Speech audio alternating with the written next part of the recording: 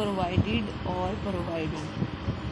Study the example situation. First of all, this club is for members only. You can't go in unless you are a member. Means जब तक आप उसके member नहीं होते आप अंदर नहीं जा सकते. So the word is unless means except if. Unless meaning except if. जब तक आप नहीं बन जाते या जब तक ये नहीं हो जाता वैसे नहीं होगा. जब तक आप कॉलेज नहीं जाओगे तो अटेंडेंस नहीं लगेगी, या जब तक मीटिंग अटेंड नहीं करोगे तो लेक्चर्स समझ नहीं आएंगे, या इस तरह से बहुत सारी सिचुएशन ऐसी होती हैं in spoken we use it. ठीक है. For example, I will see you tomorrow unless I have to work late.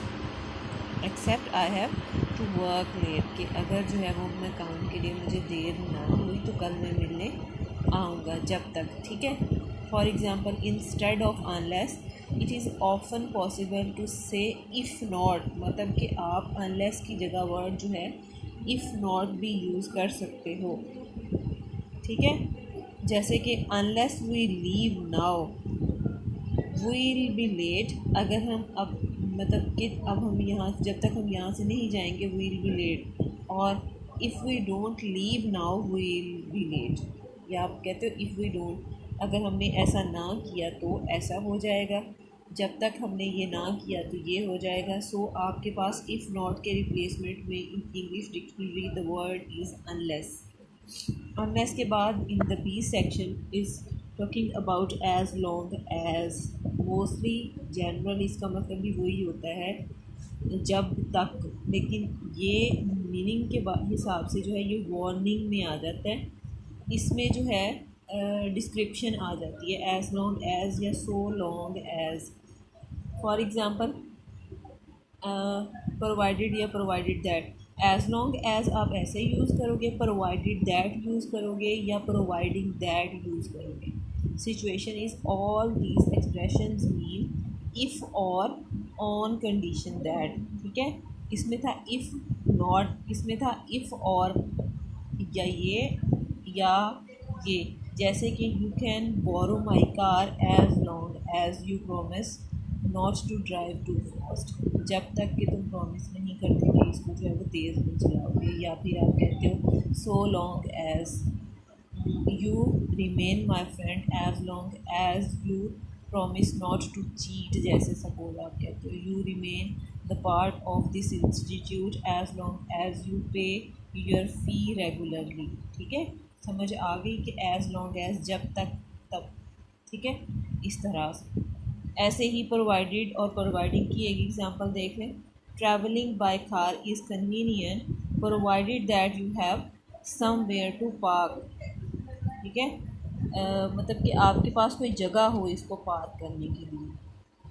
तब कार से कन्वीनियंट है कि प्रोवाइडेड दैट, क्योंकि आप इससे या तहम आप इसको जो है वो कहीं भी पार्क कर सकते हो या कहीं भी आप इससे रुक सकते हो.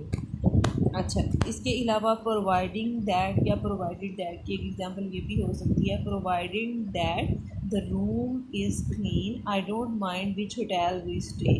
हम जिस मर्ज़ी होटल में रुकें बस जो है वो कमरा साफ़ होना चाहिए. ताहम या इनफैक्ट के मीनिंग में जो है वो प्रोवाइडिंग, मतलब कि यहाँ आप प्रोवाइडिंग और प्रोवाइडेड के रिप्लेसमेंट में इनफैक्ट जो है या इन शॉर्ट जो आप कहते हो इन डिमांडिंग दैट भी वर्ड यूज़ कर सकते हो. अदरवाइज आई डोंट माइंड मतलब ये कि the room must be clean. It's your order that the room should be. Room must be should आप कहते हो the room should be clean. I don't mind which hotel we receive. Should का word भी use कर सकते हो rather than providing और provided means that. अच्छा जी, सी सेक्शन में बात हुई हुई है unless as long as etcetera for future. You talk about the future, जिसमें क्या है when you are looking, when you are talking about the future don't use will after unless. As long as long so as long means कि आप इसमें will use नहीं करते. यही जो एक्सप्रेशंस आपके उस सेंस को जो है वो क्लियर कर देते हैं. For example, I am not going to unless it stops raining, आप ये भी कह सकते हो अनलेस इट विल स्टॉप, ये नहीं मतलब कि विल यूज़ नहीं होगा, unless can clear its meaning by using it, ठीक है। Unless, as long as, provided और providing is use in the same meaning according to the situation. Now come to word as, I walked along the street as I was hungry means as I do this, as I was this, जब तक ऐसे हुआ तब तक वैसे हो गया, या जब तक ऐसा नहीं होगा तब तक वैसा नहीं होगा। So this is the situation and expression by using in this example. As, at the same time as, जैसे कि you can use as when two things happen at the same time, जब तक तुम यहाँ रहोगे तब तक ये शोर होता रहेगा, या जब तक जो है वो लॉकडाउन रहेगा तब तक कॉलेज स्कूल बंद रहेंगे। तो इस सिचुएशन को एक्सप्लेन करने के लिए इंग्लिश लैंग्वेज में you can use this expression. For example, we all waved good bye to Liz as she droves away, मतलब जब तक वो जो है वो कार चलाता रहा या हमारे सामने से गुजरता रहा या गाड़ी चलती रही, उसको जो है वो वेविंग करते रहे, हाथ हिलाते रहे, ठीक है। ऐसे ही जैसे कि ये देखें, you can also use just as, exactly at that moment, just as use उसी वक्त, एन उसी वक्त के लिए। Just as I sat down the door bell rang, जैसे ही मैं बैठा दरवाजे की घंटी बजी, तो जैसे ही के लिए आपने क्या यूज़ किया, जस्ट एज, ठीक है। इसके अलावा हम ऐसी सिचुएशन में भी यूज़ कर सकते हैं when two things happen together in a longer period, लंबे टाइम के लिए दोनों चीज़ें इकट्ठी होती हैं, जैसे कि आजकल लॉकडाउन है। As the day went, as the lockdown went on, the weather got worse, the situation got worse, ठीक है। उसके बाद आ जाए एज, बिकॉज की सेंस में जो यूज़ होता है, ये एज उस सेंस में यूज़ होता है जब तक कि कोई चीज़ जो है वो शॉर्ट पीरियड के लिए एट ए टाइम दोनों होती रहती हैं, एक डिपेंडेंट दूसरी डिपेंडेंसी, या कोई चीज़ लॉन्ग पीरियड के लिए होती है।